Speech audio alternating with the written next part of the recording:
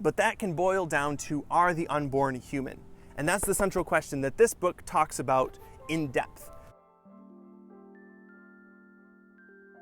Hey readers, welcome back to Why Should I Read That?, where we cover some core points of great books and you decide whether or not you go out and read the rest. I'm John, this is episode 23. Today we're going to talk about The Unaborted Socrates, a dramatic debate on the issues surrounding abortion by Dr. Peter Kreeft. Now, Dr. Kreeft is a philosopher at Boston College in Massachusetts and one of the sharpest minds on abortion. And I say that because he understands the worldviews so well surrounding this issue. And that understanding is on display in this book because it's a dialogue between Socrates, an abortionist, a philosopher, and a psychologist. So each of those three individuals has their turn talking with Socrates one-on-one. Through the Socratic method, they find out whether or not their views hold up.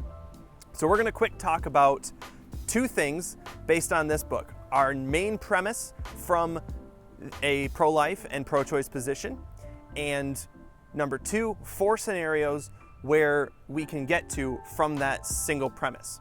So before we get to that though, I realize some of you may not like philosophy, and I would say that I'm not always an overt fan of philosophy, but this book is extremely approachable because Dr. Kreeft writes as a dialogue, and he puts in the margin what issues and what logic, what line of logic, what principles are being discussed. So in that sense, it makes it a lot easier to read. So let's talk about the central premise of the pro-life position. Our central premise is that the unborn are distinct, living, and whole human beings, as we said last week in the case for life, and that differences of size, level of development, environment, and degree of dependency do not justify killing them any more now than they did then. But that can boil down to, are the unborn human? And that's the central question that this book talks about in depth. So if the unborn are human, then abortion ends a human life, and we need to evaluate our situations, our laws, and what things are allowing that to happen. If the unborn are not human, if it's not actually taking a human life, then it's no different than getting your appendix removed and I don't have to work at a pregnancy center anymore.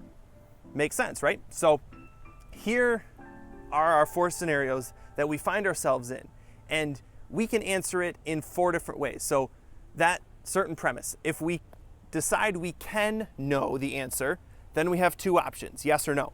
If we decide we can't know the answer, we also have 2 options, yes or no.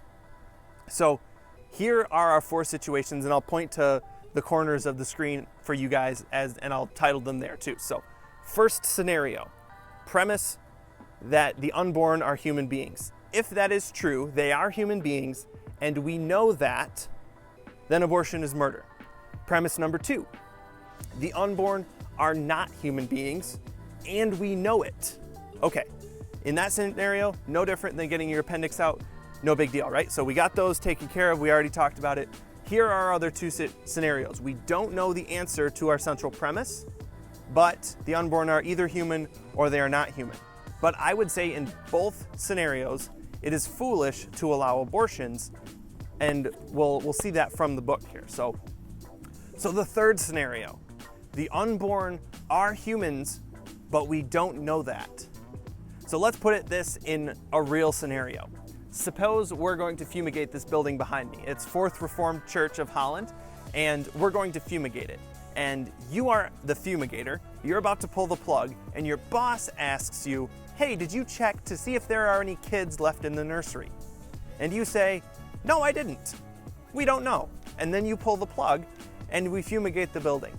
If it turns out there were kids in that building, and you didn't know that, but they were there, would you say that would be a wise or a foolish thing to not check? Right? I would say it would be foolish not to find out for sure. And to take action not knowing is, at least we'll say it's ill-advised, because you could be killing something that you know is a human. Okay, now on the other side of things, here in the 4th quadrant, way down here, the unborn are not human, but we don't know that. Okay, so again, we'll go to a scenario. You are hunting, and you see a rustle in the bushes and you get all excited. Man, I think it's probably the deer. But then you wait. You know that your buddy Bill was out in front of you roaming around, moving some stuff up. He might be the person in that bush. He might be the thing rustling the bushes.